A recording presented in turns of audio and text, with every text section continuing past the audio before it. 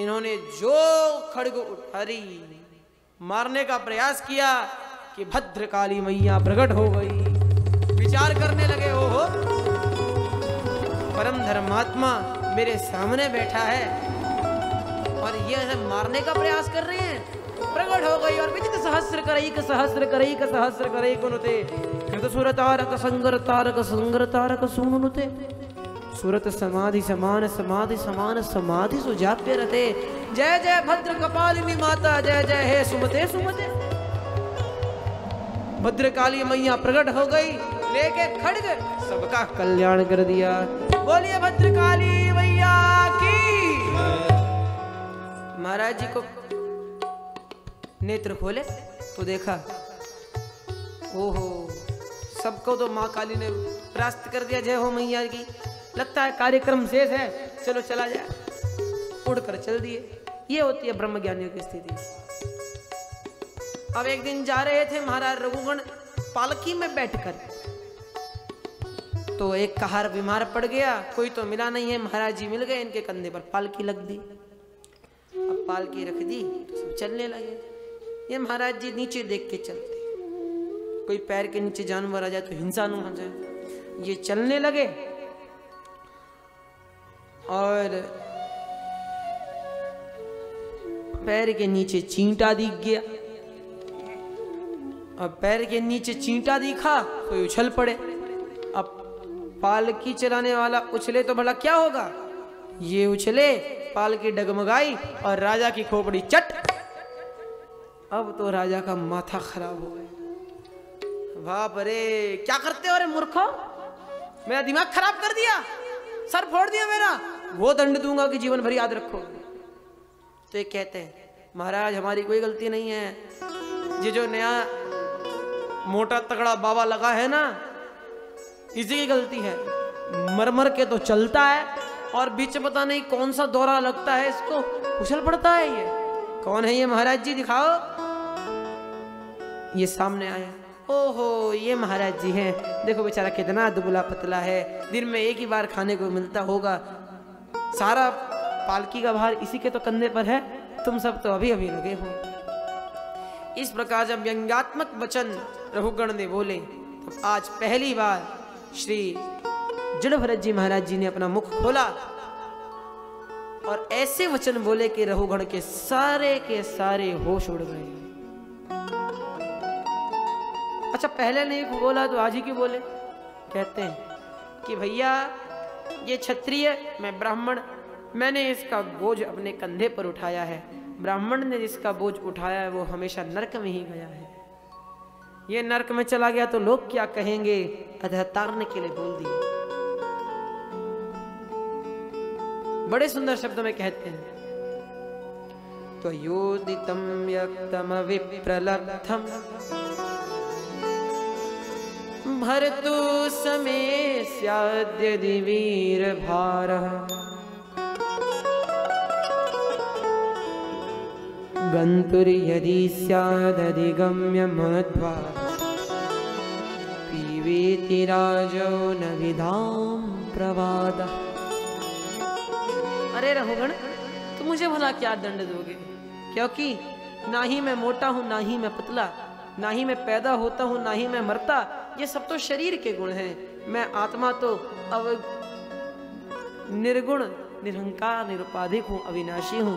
मुझे तुम कोई दंड नहीं दे सकते रघुगण, अतः ये भ्रम मिटा दो। रघुगण तो चरणों में गिर गया, महाराज क्षमा कीजिएगा, मैंने आपका यज्ञोपवीत नहीं देखा। समझ गया ब्राह्मण है, सोचने लगा कि ये वचन तो मैं वेदांतियों से सुनता था प्रवचनों में, ये कौन है महाराज जिनके हृदय में ज्ञान उतरा हुआ है। तब यज्ञोपवीत दिखा तो चरणों में गिरा। क्यों? यज्ञोपवीत तो क्षत्रिय भी पहन सकते हैं, वैश्य भी पहन सकते हैं, तो इनका जनेऊ देखकर कैसे समझा ब्राह्मण है। ब्राह्मण का जनेऊ नाभि से ऊपर होता है, ये देखकर ये समझ गया। महाराज मुझे और किसी से डर नहीं लगता, ब्राह्मणों से बड़ा डर लगता है, अतः क्षमा कर दीजिएगा महाराज। जड़ भरत जी ने कहा, भैया हम ब्राह्मण जरूर हैं, लेकिन ऐसे वैसे ब्राह्मण नहीं है, तो हमसे डरने की कोई बात नहीं है। महाराज अगर आपकी आज्ञा हो तो एक बात पूछो। पूछो। अकोविद कोविद वाद वादा वदस्य तो नात्मविदां वरिष्ठः न सूरयो हि व्यवहारमेत तत्त्वावमर्षेण सह मनन्ति तत्त्वावमर्षेण सह मनन्ति। महाराज, आपने कहा कि आप आत्मा हैं, आपको कोई कष्ट नहीं है, लेकिन जिस प्रकार हम चावल बनाने के लिए रखते हैं तो पहले गैस ऑन करते हैं, उस पर कुकर चढ़ाते हैं, कुकर में पानी भरते हैं, फिर चावल डालते हैं और फिर बंद कर देते हैं। अब धीरे धीरे आग कुकर को गर्म करेगी, कुकर की गर्माहट जल को गर्म करेगी और जल की गर्माहट धीरे धीरे चावल को पकाकर भात बना देगी। वैसे ही जो यदि इंद्रियों को कष्ट होगा तो इंद्रियों के स्वामी मन को कष्ट होगा, मन को कष्ट होगा तो मन का भी जो स्वामी है आत्मा, उसको भी तो कष्ट होगा। महाराज, ये आपने कैसे कह दिया? जड़ भरत जी बड़ी जोर से हंसते हैं और कहते हैं, रोगण तुम हो तो महामूर्ख, लेकिन वेदांतियों की सभा में बैठकर आत्म तत्व की बातें करना सीख गए।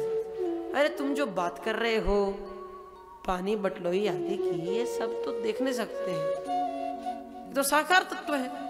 बटलोही को तुम पकड़ सकते हो, तोड़ सकते हो, मरोड़ सकते हो, लेकिन आत्मा को पकड़ सकते हो क्या? ये तो अविनाशी है आत्मा। वासांसि जीर्णानि यथा विहाय नवानि गृह्णाति नरोपराणि तथा शरीराणि विहाय जीर्णान्यन्यानि संयाति नवानि देहि नैनं छिन्दन्ति शस्त्राणि नैनं दहति पावकः न चैनं क्लेदयन्त्यापो न शोष्यति मारुतम्।